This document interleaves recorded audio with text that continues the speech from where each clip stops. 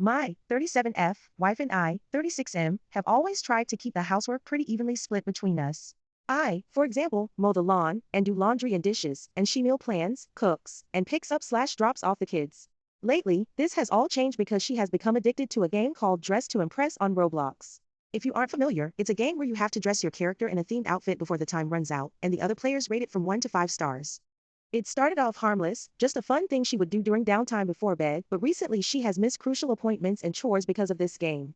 I tried to be understanding and gently remind her to do her tasks, but she would always say she forgot or got distracted. The big argument happened last night when she forgot to pick up our 9-year-old son from basketball practice, which ended at 6 o'clock. I hadn't gotten home yet as I had to work late, and our son doesn't have a phone, so I had no way of knowing the situation.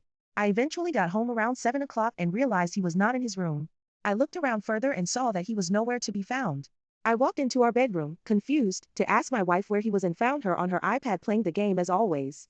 When I asked her where our son was, her eyes grew wide and I knew what happened without her having to say.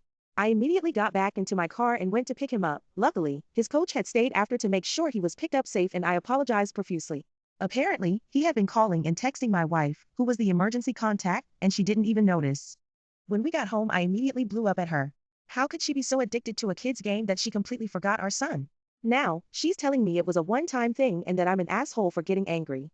I don't know what to think. I do kind of understand her side of the story as it has only happened one time, but she has to be a responsible parent. She can't just completely forget about our child who has no way to get home on his own. So, AITA?